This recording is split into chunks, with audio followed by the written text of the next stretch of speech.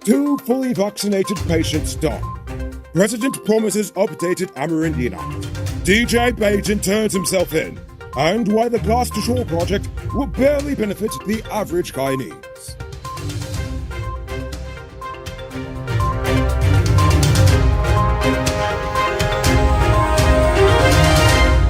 I am Noriko Bulford, and welcome to tonight's edition of Uncut News. Before we begin, I want to know where you're watching from. Tell us in the comments. Now for tonight's top story. Two elderly people who took the vaccines have died. But don't go and blame the shot yet, as the health ministry claims the two were both severely ill from a range of illnesses, including heart problems, diabetes, and hypertension, in addition to the virus. While the vaccine is supposed to prevent you from contracting the more severe form of the disease, without going into too much detail, Dr. Anthony said their severe comorbidities were already bad to begin with. Nevertheless, the ministry said they have been monitoring people after vaccination and have only recorded 2 cases of severe reactions to the shot. They didn't detail what exactly those severe reactions were. Today is the beginning of Indigenous Peoples Heritage Month, also known as the time of the year where the country pretends to actually give a crap about the existence of its first inhabitants. So, to mark the occasion, the president has promised to update the Amerindian Act. The act will become the principal legal means of protecting the rights of Indigenous people, including as it relates to their land rights. For years, Indigenous leaders have been calling for a revamping of the act and for the full recognition of their rights and ancestral lands. Though he promised an updated act, over the course of the past year, there has been no sign of any attempt at the level of the Attorney General's chambers or the Ministry of Amerindian Affairs for the start of this process. 3 state employee workers' unions have approached the High Court in an attempt to reverse the government's vaccination or regular testing policy. The GTU, the GPSU, and the GTUC want the courts to declare the order unconstitutional. However, they are taking it a step further by arguing that then-President David Granger exceeded his authority when he issued the first pandemic emergency measure in March 2020. They have therefore called for all measures to be quashed. In the interim, they have asked the court to grant an injunction preventing the state from implementing the vaccination requirement and to order the government to stand the cost for regular testing of public servants. Nevertheless, over 50% of teachers are already vaccinated, and the Ministry of Health is hoping to increase that number with vaccine drives directly targeting teachers ahead of school opening next week Monday. It looks like DJ Pajan is cancelling his secret party, as he has just turned himself over to the police, 3 days after Kanu issued a wanted bulletin for him. Dexter Morris, aka DJ Pajan, is under investigation for the 500 pounds of weed that was busted during a raid last weekend. Morris, who is also a minibus driver, is suspected to have played a role in the transport of the ganja. 2 other men, AJ Mahadio and Joseph Wilkinson, have since been charged and remanded in connection with the same case. Are you one of the chosen few that benefits from duty-free? Good for you! Check out these amazing vehicles that just arrived at Best Buy Auto Sales. This 2016 Toyota Harrier Grand Sport Edition, this 2014 Range Rover Evoque, and this 2016 Lexus RX 200T are all on sale. They are all fully loaded and come with all modern features. Call or WhatsApp 662-0844 for more info, or visit their showrooms at Lot 171 Peterborough Street, Queenstown, or Lot 2 Lamar Street, and tell them the Rico sent you to get in on a sweet deal. Police in Region 1 have just arrested 56-year-old Venezuelan miner Elvis Bortolo Pacheco for possession of 2 rusty old pipes. Oh, sorry, those are 2 unlicensed shotguns. Anyway, the cops say they spotted him along an access trail in the Northwest District. When they searched him, they found the 12-gauge shotgun and a 16-gauge shotgun in his possession. The serial numbers for both weapons were scratched off. Well, their shirt wasn't just rusted over. Anyway, he was promptly arrested. But if you ask me, they need to leave the old man and his rusty old pipes alone. If they want to arrest a Venezuelan gunman, how about they catch those syndicatos that keep robbing miners in our hinterland?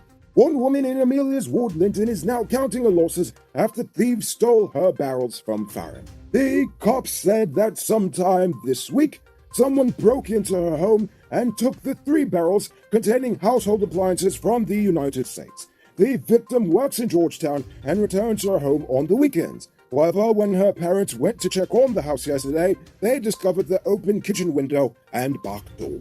Over in Berbice, 41-year-old Assistant Superintendent of Police Sri Laljit is currently hospitalized in a stable condition after he crashed his vehicle into a truck owned by Massey Distribution on Tuesday. Laljit claims that as he left the police station and approached the Springlands public road, his foot slipped off the brakes and onto the accelerator pedal, causing the car to collide with the truck. Notices of intended prosecution were served on both drivers, and the driver of the truck remains in police custody, while the cop is still in the hospital. Wow, the cop hits you, but you're the one that goes to jail. Yes, that makes sense.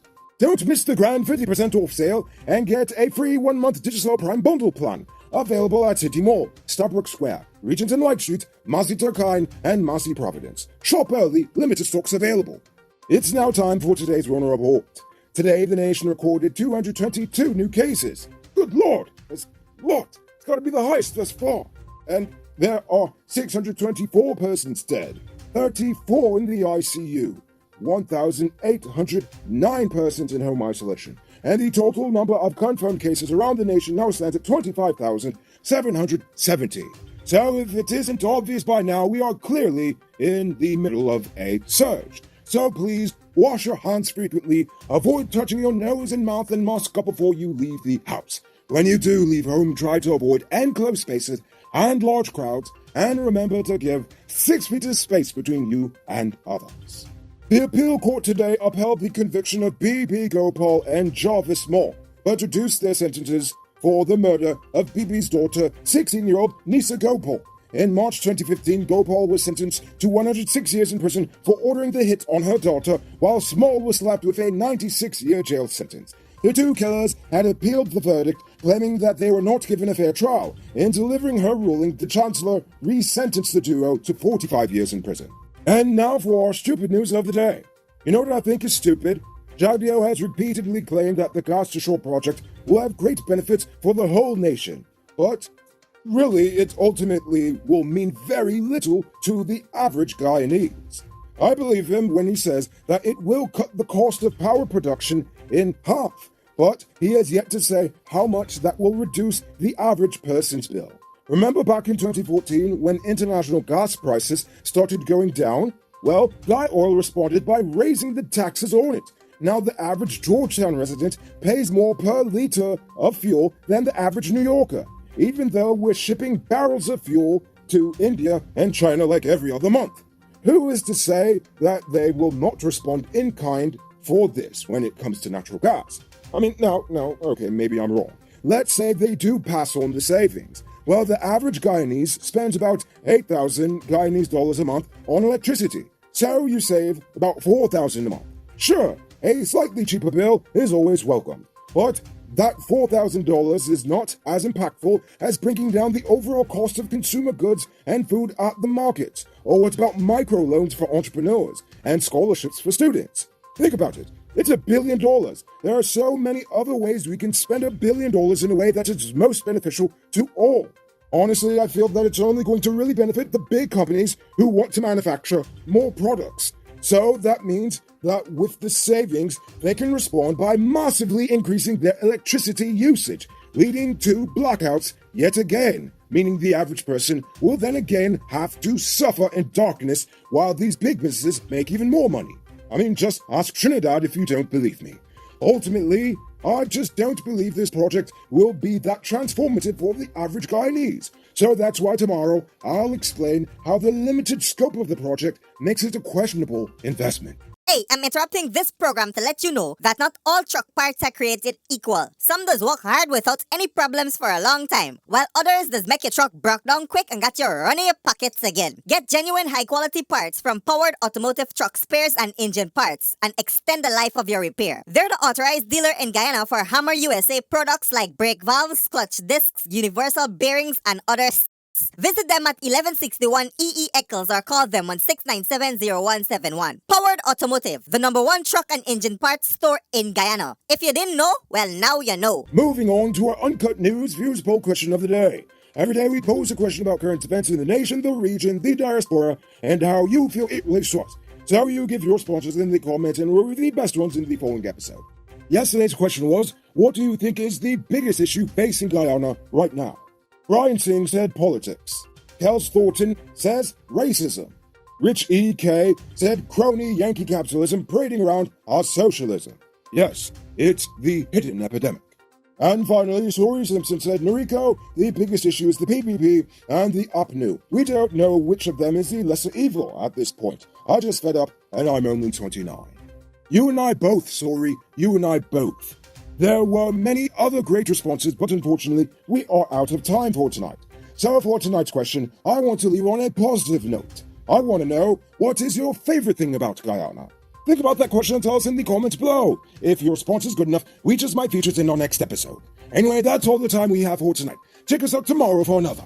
Until then, I'm Rico Bulford saying good night, folks.